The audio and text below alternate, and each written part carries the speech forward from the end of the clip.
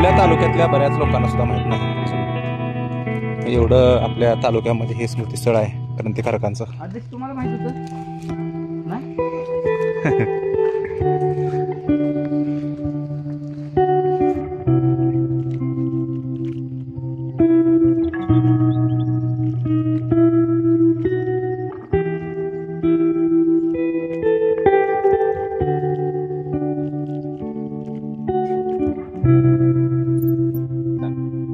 आपण आता आहात ते क्रांती स्मृती वनामध्ये. हे स्मृतिवन निर्माण झालं ते दुर्घटनेतून. दुर्घटना झाली ती म्हणजे अशी की मानवी मनाला, समाज मनाला धक्का देणाऱ्या घटना घडल्या आणि 8 जानेवारी 1992 साली स्वातंत्र्याचा सुवर्ण महोत्सव साजरा करीत असताना त्या इस्लामपूरमध्येच एकतर्फी प्रेमाने स्टँडवरती एका मुलानं भोगसून खून केला आणि नंतर तोही मेला. आता ही घटना घडलून होते पर्यंत धक्का मानसिक जो बसला होता समाजाला त्यातून सावरण्यापूर्वीच 13 तारखेला खुद्द शिराळ्यामध्ये वर्गात जाऊन एका मुलाने एका मुलीला भोगसून मारलं आणि सतत तोही मिळाला. आता याच्या बरोबर पाठोपाठ आणखीन एक भूकंपासारखी लहर आली आणि ते पुन्हा 16 तारखेला कागल येथे अशीच घटना घडली आणि तेही थांबण्यापूर्वी तासगावमध्ये जानेवारी महिन्याच्या अखेरीस एका मुलीला भर रस्त्यात अडवलं.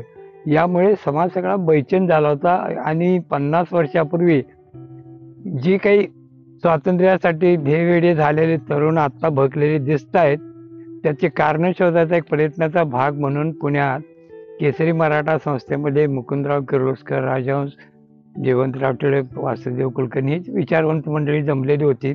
त्याला मी होतो आणि त्याने एक निष्कर्ष असा काढला की बाबा हे जी भडकलेली पिढी दिसते त्याला कारण त्यांना इतिहासाची जाणीव किंवा इतिहासाचा संपर्क त्यांचा तुटलेला आहे. तेव्हा महाराष्ट्रभर एक वृक्ष हुतात्म्यांच्या क्रांतिकारी गटाच्या लावून त्यांच्या हस्ते त्यांना परिचय करून देण्याची मोहीम उघडावी आणि त्यासाठी क्रांतिवन महाराष्ट्र व्यासपीठ म्हणून त्यांनी स्थापन केलं. मुकुंदराव किर्लोस्कर त्याचे अध्यक्ष होते. ती मला खूप कल्पना आवडली आणि 18 जानेवारीला घडलेल्या घटनेनंतर लगेचच 28 जानेवारीला बळीराजाच्या पलीकडच्या ठिकाणी ते स्मृतिवन उभा केलं आणि एक त्यांनी स्लोगन दिले किंवा अंधार किती आहे सांगत राहण्यापेक्षा निषेध करून काय होणार नाही. अंधार किती आहे सांगण्यापेक्षा प्रकाश घेऊन गेलं तर अंधार नाहीसा होईल.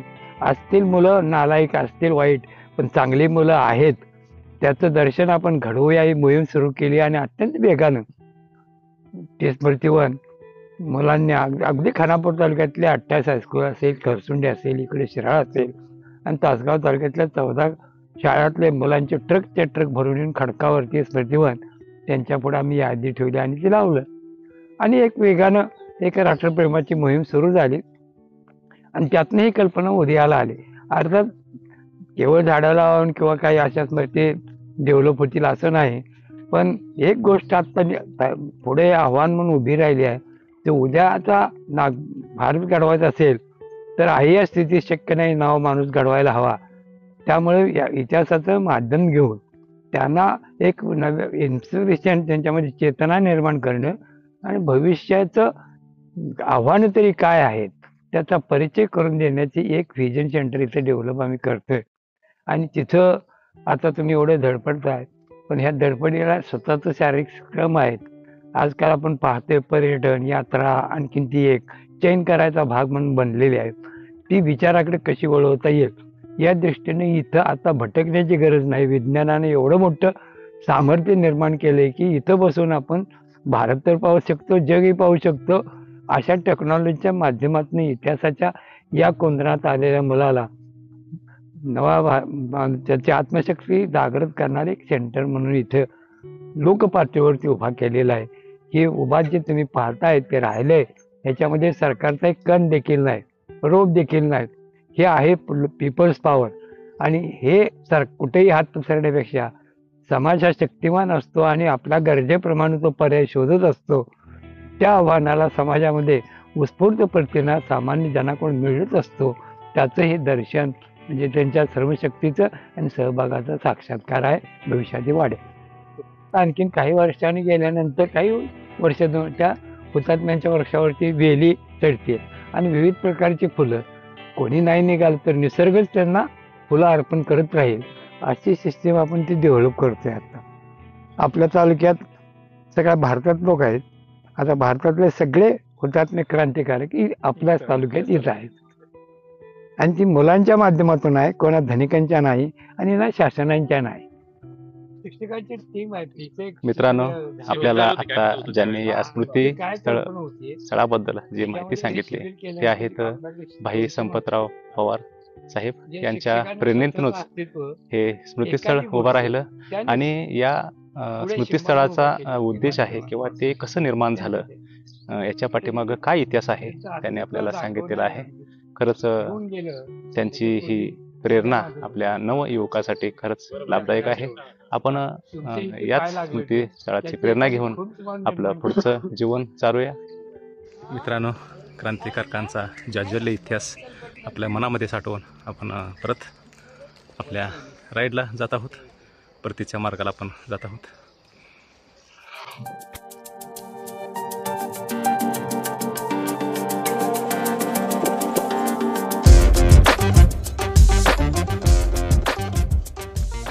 आजची विटा ते क्रांती स्मृतीस्थळ मलवडी बहा अशी 34 किलोमीटरची राईड पूर्ण झालेली आहे. या इव्हेंटमधून आपल्याला देशभक्तीची प्रेरणा मिळाली. देशभक्तांनी केलेलं कार्य प्रत्यक्षात आपल्याला माहीत झालं आणि त्यांची जी स्मृती वृक्षाच्या रूपाने जपलेली आहे त्यातून आपल्याला पुढं चांगलं वागण्याची, चांगलं राहण्याची, चांगलं काम करण्याची प्रेरणा मिळाली. त्याबद्दल आपण त्यांचं कायम ऋणी राहू. आपल्या देशाचा जाज्वल्य इतिहास, जाज्वल्य परंपरा आणि क्रांतिकारकाचं योगदान आपण सतत आपल्या स्मरणामध्ये ठेवू. आजच्या या सायकल राईड इव्हेंटला एकूण 15 सायकलिस्टनी सहभाग घेतला. त्या सर्वांचं मनपूर्वक आभार. आपण जर भटकंती लाईव्ह या चॅनेलला नवीन असाल तर चॅनेल सबस्क्राईब करा, लाईक आणि शेअर करा. त्याचबरोबर सायक्लो स्पोर्ट्स इंडुरन्स या माध्यमातून आपण वेगवेगळ्या सायकल राईड, रन राईड अशा वेगवेगळ्या इव्हेंट आपण घेत असतो. त्याला जॉईन व्हा आणि सायकल चालवा, निसर्ग वाचवा, आरोग्य सांभाळा. तर मित्रांनो, पुन्हा भेटूया पुढच्या राईडला, पुढच्या इव्हेंटला. तोपर्यंत धन्यवाद.